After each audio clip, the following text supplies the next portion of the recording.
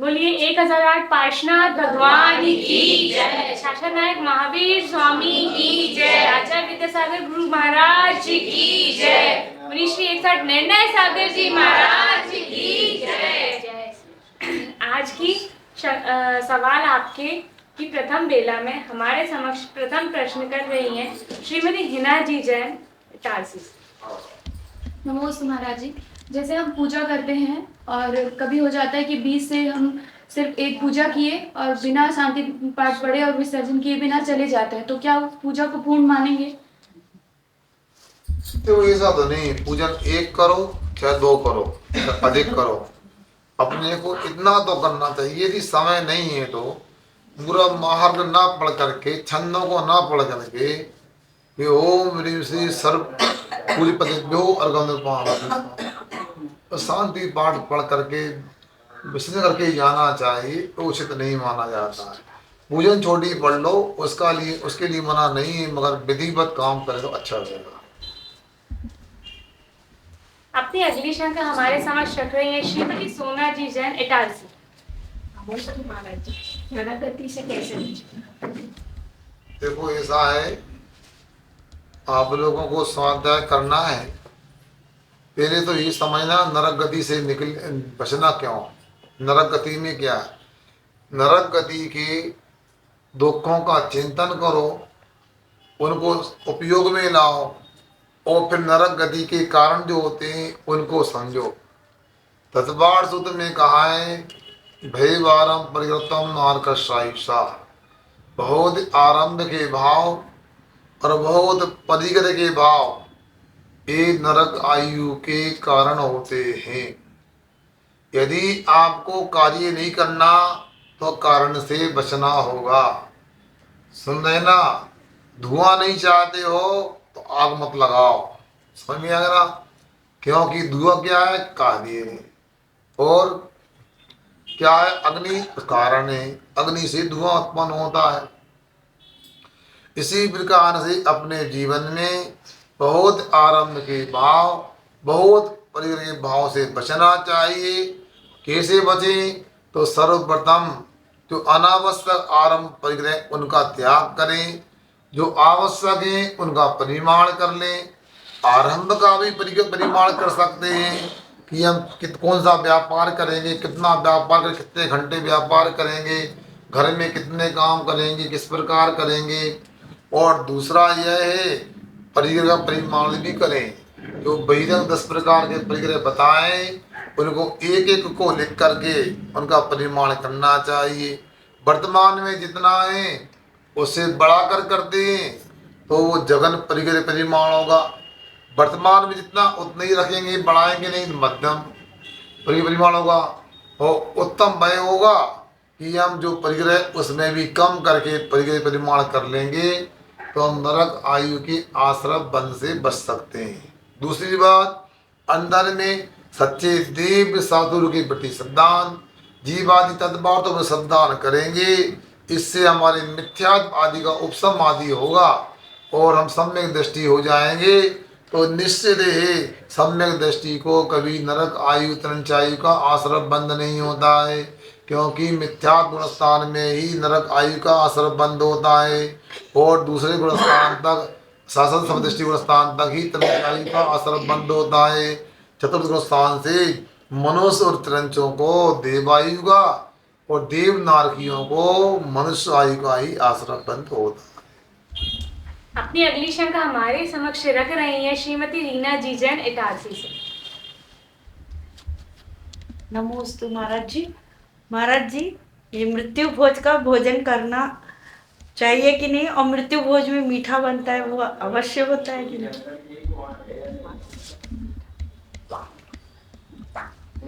आपने जो प्रश्न किया है इसकी चर्चा तो हमने वर्षा काल के प्रसंग में कई बार कर दी। मिठाई तो अच्छी उपलब्धि होने पर पर्व में कोई महोत्सव में खाई जाती है, मगर पता नहीं हमारे यहाँ कैसी बातें, कैसी रूढ़ियाँ हैं कि मरण के समय में भोजन ही नहीं कराना चाहिए। भोजन कराते हैं तो भोजन करना नहीं चाहिए। किंतु जो करते हैं उनमें सोचना चाहिए। लोकल में तो कभी जिसकी यहाँ मृत्यु हुई भोजन करना ही नहीं चाहिए। बाहर यदि जाते हैं वो मजबूरी है, होटल में खाएंगे तो वो अवक्ष हो जाएगा। अब कहाँ खाएं, तो समाज की ओर से व्यवस्था की जाती है। तो जो व्यवस्था की जाती है तो वो व्यवस्था में इतना तो ध्यान रखें, कोई उत्सव नहीं, मृत्यु हुई है तो मृत्यु के समय भोजन यदि हो रहा है तो मिठाई तो ना बनाए, मगर क्या करें, आप खाते हो तो वो बनाते हैं, नहीं बनाएंगे तो ऐसा भी। इतने बुजुर्ग थे, बताओ कक्का इतो कमा के रख गया, बताओ 10-15 मकान है, 50 एकड़ जमीन है, बताओ 10-20 किलो सोना चांदी है, बताओ इन्होंने मीठो भी नहीं बनाओ। तो कभी कभी लोग व्यवहार में लोग क्या कहेंगे इसलिए बनाते हैं, मगर हम सुधरेंगे तो जग सुधरेगा। इसलिए आप लोगों से हमारा कहना यही है कि क्या हम सुधर गए दुनिया सुधर जाएगी, हम निखर गए दुनिया निखर जाएगी। अरे दुनिया को निखारने की चिंता मत करो, हम संभल गए तो दुनिया संभल जाएगी। अपने को संभालो। क्या मृत्यु भोज में यदि जाते हो तो लोकल में तो भोजन ही न करो, और नगर से बाहर जाते तो नियम लेके जाओ, कभी मिठाई नहीं खाएंगे। भूख लगी है तो पूरी सब्जी पूरी रोटी नमकीन खा करके अपना पेट भर लो। और मैं गारंटी से कहता हूँ यदि आप मृत्यु भोज में जाकर मिठाई नहीं खाओगे तो मरोगे भी नहीं, दुबले भी नहीं होगे, बल्कि आपका मरण अच्छा होगा। क्या विडम्बना है बताओ। बेटा सोचो कि बताओ घर में सबके सदस्यों के आंखों से आंसू निकल रहे हैं और तुम्हारे मुंह में रसगुल्ला जलेबी की चाशनी निकल रही है, बताओ ये अच्छा लगता है? ये तो निष्ठुरता का प्रतीक होता है। जब सामान्य व्यक्ति रोता है तो खाने में लगता है, घर में कोई बच्चा रोए कोई बोलो तुमको खाने में अच्छा लगेगा? नहीं लगेगा। बच्चे भी रोते समय खाना पसंद नहीं करते, तो आप लोग कैसे खाते हो? मेरा तो यही भाव है कि मृत्यु भोज ही बंद होना चाहिए। यदि नहीं होता तो मिठाई खाना बंद करो, और 2-4 बार सब लोग मिठाई का बहिष्कार कर देंगे तो बनना अपने आप बंद हो जाएगी। मगर आप लोग ऐसे ही बिना मीठे के रहते ही नहीं, बताओ। तो आप ध्यान रखो, जब अपना मरण होगा तभी मिठाई खाई जाएगी, फिर कैसा रहेगा। इसलिए मैं तो समझता हूँ जो मर गया वो देव बन गया, अवधि ज्ञान से वो देख रहा है मेरा मृत्यु वही मेरा रसोई में, बताओ मिठाई खा रहा है जो लोग, उसे अच्छा नहीं लगेगा, गुस्सा आएगी उसके लिए। इसलिए आप लोगों को कभी भी ये गलती नहीं करना चाहिए। मृत्यु भोज में भोजन करना लोकल वालों को तो उचित ही नहीं। वो आप बाहर जाते हो तो मिठाई तो कभी नहीं खाना। यदि इतना कर लोगे तो मेरा इटारसी आना सार्थक हो जाएगा। इटारसी समाज में महाराज जी बहुत दिनों से मृत्यु भोज बंद है, लेकिन जो बाहर के रिश्तेदार आते हैं उनकी व्यवस्था अगर हम किसी दूसरी जगह करें तो वो बड़ी अटपटी स्थिति होती है। जहाँ तक आपने मिठाई की बात कही वो बात बिल्कुल उचित लगती है कि कोई प्रतीक के रूप में हमें ऐसा करना चाहिए कि ताकि लोगों को ये लगे। लेकिन आजकल एक कड़वा सच ये भी है कि जो मरता है उसके परिवार वालों को दुख नहीं होता, तब ये सोचते हैं अच्छे निपट गए, क्योंकि वो भावना जो है जुड़ाव की वो बिल्कुल ख़त्म हो गई है। पति पत्नी में जुड़ाव नहीं है, माँ बेटे में जुड़ाव नहीं, भाई भाई में जुड़ाव नहीं है, और ये कड़वा सच है। लेकिन फिर भी आपका जो सुझाव है वो हमें सर्वश्रेष्ठ लगा, और हम ऐसा सोचते हैं, हमारे अध्यक्ष महोदय चतुर्मास समिति के यहाँ बैठे हैं और सब लोगों ने ऐसा निर्णय भी लिया, ये भी निर्णय लेंगे कि इस प्रकार के अवसर पर मिठाई का बनाना बंद करें। तो हमने बोले थी नहीं, बताओ कुछ बात आप प्रस्ताव पास करो, अच्छा वकीलता बुजुर्ग समाज के होना चाहिए। अगली बार से ध्यान रखो, कभी भी मिठाई नहीं बनना चाहिए। मुझे तो कल्पना नहीं होती है, बताओ ऐसा काम कैसे होता है आप लोगों के बीच समझदार होने के बाद में। चलो आगे अगली शंका करो। अपनी अगली शंका हमारे समक्ष रख रही है श्रीमती ज्योति जी जैन इटारसी। नमोस्तु महाराज श्री। महाराज श्री, जैन धर्म में मकर संक्रांति का क्या महत्व है? पहले बता दिया, नेक्स्ट प्रश्न करो आप, ये तो बात नहीं, मैं नहीं आई। अपनी इन्होंने हमसे पूछा है मकर संक्रांति का क्या अर्थ होता है जैन धर्म में। जैन धर्म में नहीं, ये तो ज्योतिष शास्त्र का विषय है। जैन हो या जैनेतर हो, ज्योतिषी में सबका विश्वास होता है। ज्योतिर्मंडल है, चंद्रमा है, सूरज है, ये तारे हैं, नक्षत्र हैं, ये जो होते हैं ना ग्रह हैं, इनका संचार के माध्यम से दिन रात होते हैं, काल का परिवर्तन होता, घड़ी घंटे आदि होते हैं। तो हमने आप लोगों को पहले इसका समाधान दिया था, पुनः ताज़ा कर लें आप लोग। जब सूर्य अपना वह संचार या अपना जो गति का काम करता है, गतिशील होता है, तो वह अपना अपनी गलियों में जो भ्रमण करता है, वो भ्रमण करते करते वह दक्षिणायन से उत्तरायण की तरफ दक्षिण की गली को छोड़ते उत्तर की गली की ओर आ जाता है। जब कर्क संक्रांति आती तो उत्तर की गली को छोड़ के दक्षिण की गली में आ जाता है। ये ऐन बोलते हैं गलियों के लिए। तो अब मकर संक्रांति जो आती है ये पूष के महीने में, तो यहाँ सूरज अपने दक्षिण से उत्तर की गलियों में आ जाएगा। आप लोग देखते हैं ठंडी में थोड़ा दक्षिण की ओर सूरज जाता है और बाद में उत्तर की ओर पहुंचने लगता है। ये प्रत्यक्ष में देखने में आता है। कुछ काम जो होते हैं उत्तरायण के मुहूर्त में अच्छे माने जाते हैं। और दूसरी बात, जैन दर्शन की बात करो, हमारे यहाँ जो महापुरुषों में सलाहका पुरुष होते हैं, सलाहका पुरुष जो चक्रवर्ती होते हैं, उन चक्रवर्तियों का चक्षु इंद्रिय का क्षयोपम 46,263 कुछ अधिक होता, जो अभी हमने आपको जिन दिशा में पढ़ाया है। और वह चक्रवर्ती अपने 84 खंड के महल पर ऊपर खड़े होकर के मकर संक्रांति के दिन सूरज को देखने की सामर्थ्य प्राप्त करता। मतलब 46,263 योजन जो दूरी है वो मकर संक्रांति के दिन हो जाती है पूरी। और वह अच्छे से अपनी आँखों से बिना चश्मा लगाए, बिना दूरबीन के, टेलीस्कोप बिना वह सूर्य बिंब को देखता है। उस बिंब में उसको अकृत्रिम जिनालय चैत्यालय दिखाई देता है।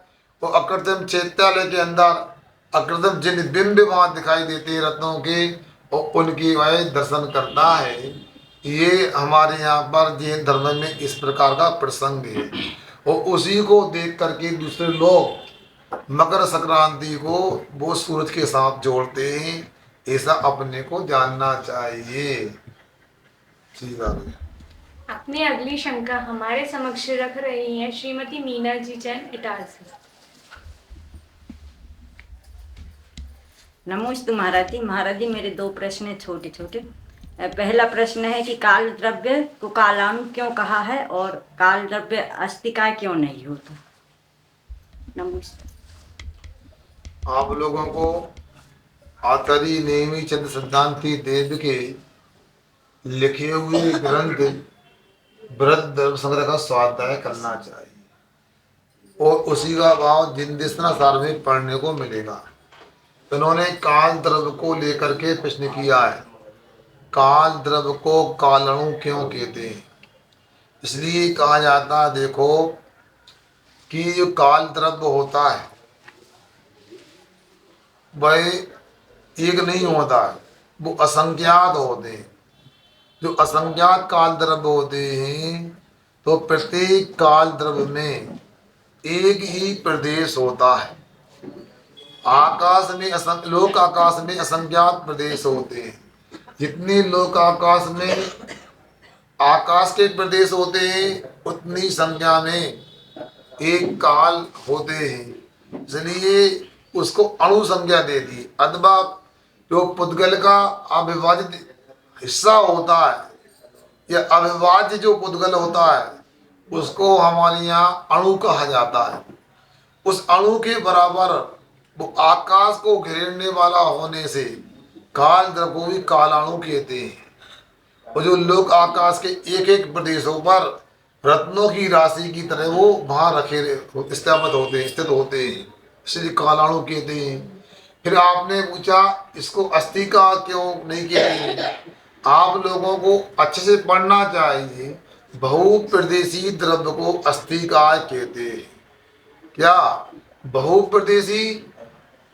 बहुबदला जिसके एक से अधिक प्रदेश तो बहुप्रदेशी कहलाता है। किंतु काल द्रव्य के एक ही प्रदेश होने से उसको हम अस्तिकाय नहीं कह सकते हैं। पुद्गल के भी यद्यपि अणु की अपेक्षा से शुद्ध पुद्गल भी एक प्रदेश वाला होता है, किंतु स्कंद की अपेक्षा से पुद्गल में बहुप्रदेश हो जाते हैं। तो पुद्गल को तो उपचार से वह अस्तिकाय संज्ञा प्राप्त हो जाती है, किंतु काल द्रव्य न परमार्थ से और न उपचार से वह अस्तिकाय संज्ञा को प्राप्त नहीं हो सकता, क्योंकि उसके काल द्रव्य के एक ही प्रदेश होता है। किसी भी स्थिति में दो प्रदेश नहीं हो सकते, इसलिए उसको वह अस्तिकाय में नहीं लिया है। बाकी जीव, पुद्गल, धर्म, अधर्म और आकाश, इन 5 को अस्तिकाय में लिया गया है, ऐसा अपने को जानना चाहिए। हमारे समक्ष अपनी अगली शंका रख रहे हैं ब्रह्मचारी भैया जी संतोष जी जैन। हमारा प्रश्न है कि नीच कुल में उत्पन्न धर्मात्मा तिरस्कार के योग है या नहीं? और दूसरा प्रश्न, मद और गर्भ में क्या? देखो ब्रह्मचारी जी, नीच कुल में उत्पन्न हुआ धर्मात्मा वह सम्मान के योग है क्या नहीं, है ना? देखो हमारे यहाँ गुणों की पूजन होती है, जहाँ गुण होते हैं उसकी पूजा होती है। चांडाल को भी सम्मानीय कहा है, उसकी अहिंसा में आस्था देख करके देवों ने भी उसका सम्मान किया है। उस सम्मान को पूजा भी कहा जाता है, तो कहा पूजन किए। तो हमारे यहाँ तो गुणों की प्रशंसा होती है। अरे आप व्यक्ति की बात कर रहे हो, आप तो पद्म पुराण में देखो, रवि सेन महाराज लिखते हैं सीता और राम लक्ष्मण ये जंगल में थे दंडक वन में। तो उस समय गुप्ती सुगुप्ती नाम के 2-4 रिद्धिधारी मुनिराज पधारे थे जंगल में। युगल मुनिराज का पड़खान किया, नर्मदा भक्ति से आहार लिया, और उस समय मुनिराज की प्रेरणा से, उनकी आहार की अनुमोदना से और पशु पक्षियों ने भी अणुव्रतों को अंगीकार कर लिए, श्रावक के व्रत ले लिए। उसमें एक जटायु पक्षी भी था, उसने अणुव्रतों को अंगीकार कर लिया, और सीता जी उसको पुत्र की तरह पालती थी। अब सोच सकते हैं जटायु पक्षी का भी सम्मान हो सकता है, जबकि पशुओं में नीच गोत्र पाया जाता है, मगर नहीं, वृत्ति बनने के उपरांत पंचम गुण स्थान में उच्च गोत्र होता है। इसलिए गोत्र कर्म में परिवर्तन भी देखा जाता है, इन प्रसंगों से सिद्ध होता है। अर्थात वह नीच गोत्र वाला भी उच्च गोत्री हो जाता है व्रत लेने के माध्यम से। इसलिए अपने को कभी भी तिरस्कार नहीं करना चाहिए, हमेशा गुणी जनों में प्रमोद भाव रखना चाहिए, ये बात रखना चाहिए। फिर ब्रह्मचारी जी ने पूछा गर्भ और मद में क्या अंतर होता है? गर्भ और मद ये एकार्थवाची शब्द होते हैं, मान कसाय के पर्यायवाची इनको जानना चाहिए। गर्भ कहें मद कहें, किंतु इतना थोड़ा अंतर कह सकते हैं, मद का प्रयोग होता है घमंड अहंकार की हो जाता है, किंतु गर्व का मतलब कभी कभी अच्छाई में भी देते हैं कि हमें अपने देश पर गर्व है, हमें अपने धर्म पर गर्व है, हमें अपने परिवार पर गर्व है। मतलब अच्छाइयों को देख करके भी अपने आप में आह्लाद होना ये गर्व कहलाता है। किंतु मद जो होता है जिससे आत्मा का दम ही निकल जाता है वो मद कहलाता है। इसलिए कथनचित किसी अपेक्षा से उसको अंतर मान सकते हैं, मगर वो आएगा मान कसाय की कोटि में ही। अब हमारे समक्ष अपनी अंतिम जिज्ञासा के लिए आ रही हैं श्रीमती हेमलता गोयल। अरे कौन का बोलना था? नमोस्तु महाराज जी, नमोस्तु।